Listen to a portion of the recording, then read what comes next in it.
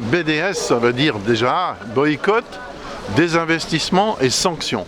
Alors le boycott c'est le produit, au départ on boycottait les produits israéliens venant des colonies, mais comme on n'a aucune traçabilité de ce qui sort au niveau d'Israël, on boycotte maintenant l'ensemble des produits d'Israël, tant qu'Israël ne respectera pas le droit international. Donc ça, c'est la première chose dans le BDS.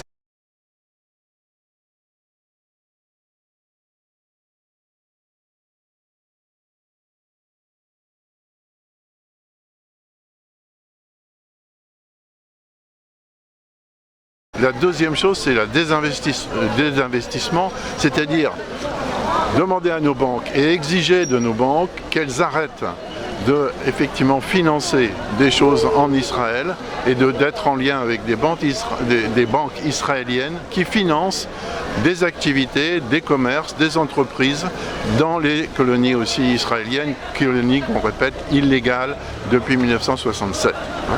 Et puis la dernière chose, donc c'est la sanction. Alors sur les sanctions, ce que nous demandons, c'est effectivement d'abord l'arrêt donc du commerce et notamment de l'accord d'association qui existe entre Israël et l'Europe sur justement le commerce en général, dans la mesure où dans cette convention, dans cette association, il y a normalement l'obligation, donc pour tous les pays qui adhèrent à cette association, de respecter notamment le droit aussi international.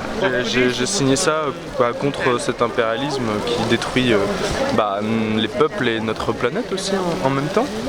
Voilà, ça nous révolte tous, quoi. Vous voulez dire par rapport à la guerre, c'est ça? Par rapport à la guerre, oui, et puis cette extermination qui se fait depuis des dizaines et des dizaines et des dizaines d'années, quoi. Donc ces sanctions, pour nous actuellement, c'est des sanctions d'ordre économique, c'est des sanctions de type arrêtons d'acheter et arrêtons de vendre des armes à Israël.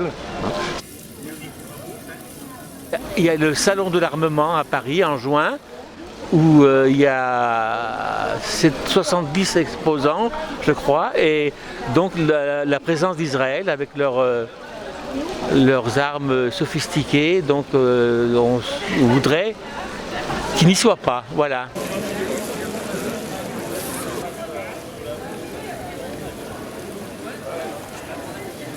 Donc, et pour nous, donc, pas de poids, de mesures différents entre les agresseurs, qu'ils soient russes ou qu'ils soient israéliens. Donc, notamment au niveau des Jeux Olympiques, nous, en ce moment, nous demandons que les athlètes israéliens comme les athlètes russes puissent bien sûr participer aux Jeux, mais absolument pas sous leur drapeau. Oui, alors on intensifie les campagnes BDS. Donc la principale, c'est Carrefour, qui s'implante dans les colonies illégales au sens de l'ONU. C'est à la suite d'un accord commercial avec une entreprise israélienne, voilà, mais qui s'installe dans les colonies illégales. Nous, ça nous gêne beaucoup. Donc c'est la campagne pour ça. Et après, il y a aussi la campagne Teva. Teva, c'est les génériques médicaments israéliens qui largement subventionnés par Israël. Et en retour, Teva aide largement l'armée israélienne. Bien, parce qu'il faudrait que je parte. Les Femmes en Noir, c'est un mouvement qui a été initié en 1987 par des femmes israéliennes qui étaient révoltées contre ce qui se passait en Palestine, ce qui se passait auprès des femmes palestiniennes, mais toute la population palestinienne, et qui a voulu, en se calquant quelque peu sur ce que faisaient les femmes en Argentine, qui se rassemblaient tout en noir. Avec les personnes disparues. Voilà, pour effectivement demander des nouvelles et savoir ce qu'étaient devenus tous ces disparus.